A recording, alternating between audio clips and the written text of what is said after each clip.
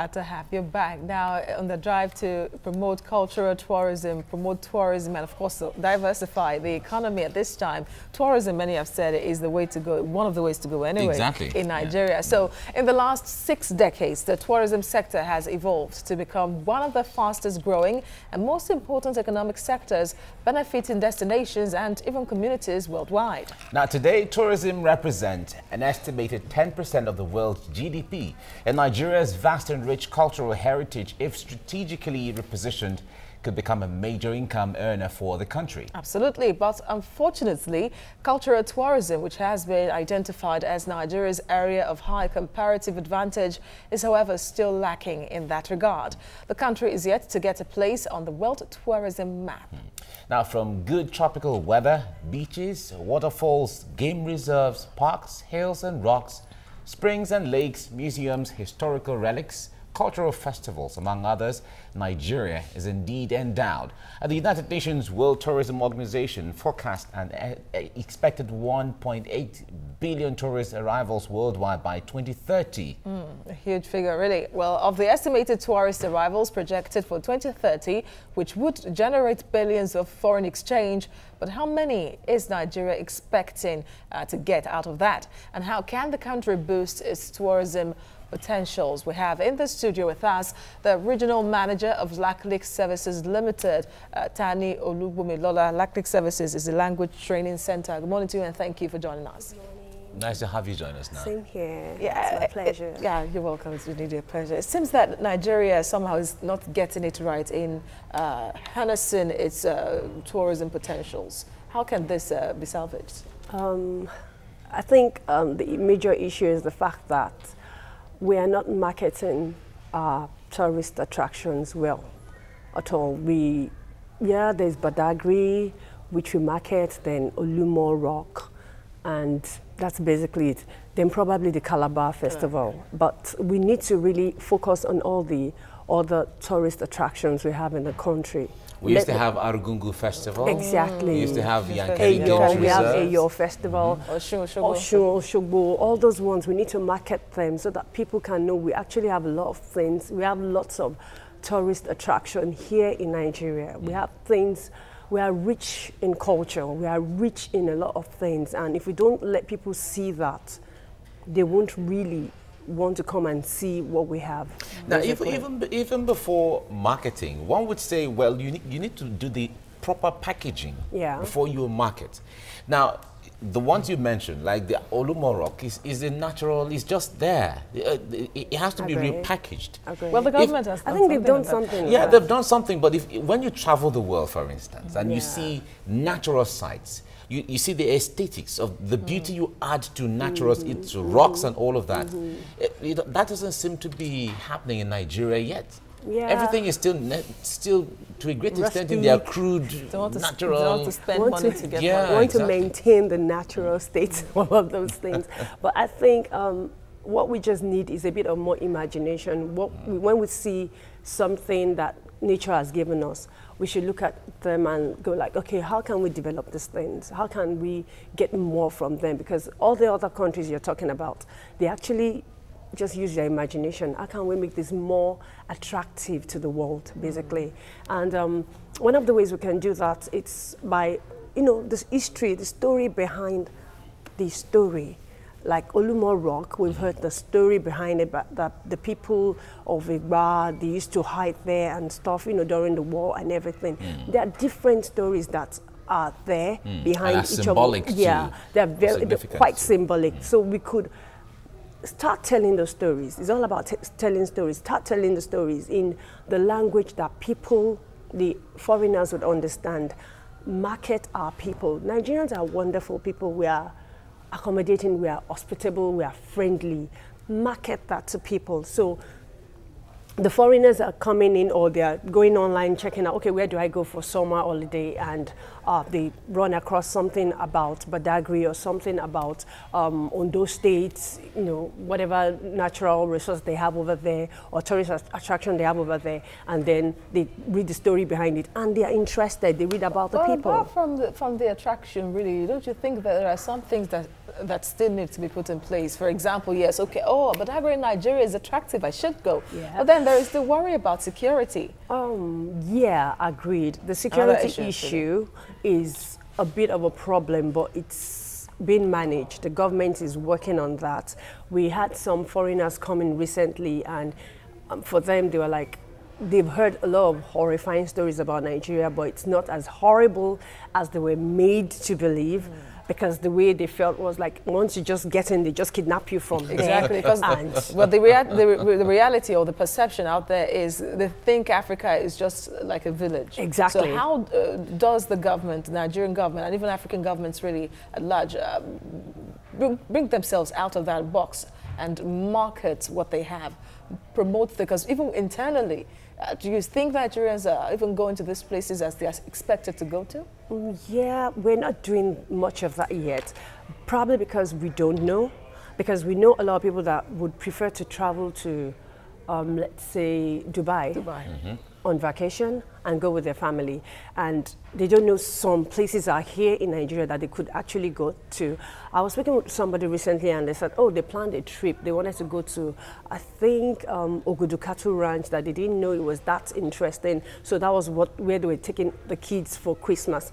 It's all about letting people see what we have. The world has told our story for us. Now it's time we tell our story ourselves. And we shouldn't rely on what BBC World and all the other nations, media. International media. Yeah, international media. We shouldn't rely on what they're saying about us. I remember a friend came home like 5 years ago and was like, oh, I heard Oshodi is very horrible. And I was like, where did you hear that from? Have you been to Oshodi recently? Okay, can we go and see Oshodi? Please come with your camera. And the guy went there, was like, oh my God, this has changed. So we need to tell our story ourselves and let the world know what we have. And one of the things about, okay, yeah, security is a problem, but it's not a major issue. I do think one of the major issues we have is the language barrier. I was speaking to somebody yesterday and I was asking, why haven't you traveled everywhere? Okay, let's even start from, why haven't you gone to the north? I was like, I've been to Central North. I was like, where? Abuja. Okay, when we are talking about north, that's what we are talking about. You need to go. At least it was fair to say Central. I was like, okay, we are talking about Maiduguri, Adamawa. I was like, well, the language. Language is a huge barrier. But everyone speaks English anyway. Yeah, but when you travel to a place where they speak another language, it's better you but know. English is not even their legal franca. No. All right, let's get into the. They have said that tourism is a big business. It's a massive business. And when you flip the coin and hear that government is not a good businessman and has no business in business, and when you say there has to be this, there has to be that, in the area of tourism, shouldn't it be the role of private investors coming in because they have this foresight? You were talking about imagining how it should be and then creating it. Is it the role of government to do all that? No. We need to come to a point where private individuals need to partner with the government and do something. Because yes, the government, we expect them to solve a lot of problems, but the government is not Santa Claus. They won't grant you the wish just like that. The government too is constrained. They have limited resources. But we have private individuals with ideas that they have visions of what they want Nigeria to be. They could partner with the government. We could partner with the government and work on developing something. I remember I spoke with some people a while back and they were like, they wanted to come and set up a Disneyland, something like a theme park in Badagry.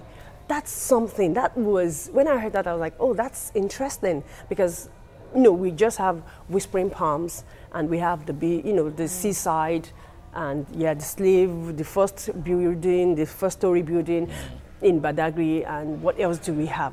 But I'm very sure Badagry is rich in so many other things. All right. Now, the worry is that if private businesses come into this to man our tourism, it could be very expensive. bringing to mind what you just mentioned about setting up of amusement parks. One is set up in Lagos and it's quite expensive. And then Nigerians might say, okay, we want to go, but we don't have the wherewithal to go. Well, these same Nigerians will take their kids to Disney World in Florida. Not all Nigerians can afford a trip out of the state they're even residing in. That's the reality. That's most the truth. Nigerians would go to Disney World, so they would, or some certain, number of Nigerians would be able to afford. But I'm sure there could be a concession that could be worked out to make sure it's affordable for even parents that can't afford to travel out of the state. Because, parents want to give their kids treats. They want to go to places. So, things like that could work out. We could work with organizations that would just develop packages that will be affordable. There are companies that are doing, okay, you can pay as you go, plan towards your vacation. You want to travel in September, you want to travel in December. In December, you can start working towards it now, start putting something aside from now, and then by then, you have subsidized whatever. There are discounts that could be introduced into the whole thing, different things. So, having private company come on board could actually work. The government will only have one track way of, oh, this is how we want to do it. Private companies, they're interested in making money. So that means they'll come up with lots of incentives. It can be, okay, pay for your kids and you go free or something, or you get all these other benefits while you're going, or you do this and then you learn a language, different things. Private companies can do that. So, it might be expensive, but I'm sure there's a way. There will always be a way around it. But even besides the incentives, did you think it from the question she asked? Do Nigerians really have the culture of relaxation? We want to relax. Plan your year in such a way that I need to go on vacation and all of that. Do Nigerians really have that kind of culture naturally? We didn't used to have that. Okay. Growing up, please. You just work. Christmas time, everybody, you gather around. But Nigeria has evolved over the years. So now you see more people going like, oh, I'm planning vacation with my family. I'm going on vacation with my friends. And you hear a lot of that. So the trend is changing. Yeah, the trend is changing, especially with the up and coming. They are changing things. So yes, we are gradually embracing the culture of, relaxing, basically. All right, we have to leave you here now because we'll look forward to better days for tourism in the country. Olubumi Lola Thani, Regional Manager, Lac Lake Services, thank you so much for coming. Thank you very much. Thank you very much. Having me. And I understand you speak French. Bien sûr. So we're supposed to say au revoir, right? Au revoir, au revoir, Yeah, et à la Okay, prochaine. all right. I think I have to start my French lesson sometime soon. Please, you have to. I'll make sure you do. Oh, that'd be great. Okay, Thank you very much. Thank you. Merci beaucoup. Okay, thank you.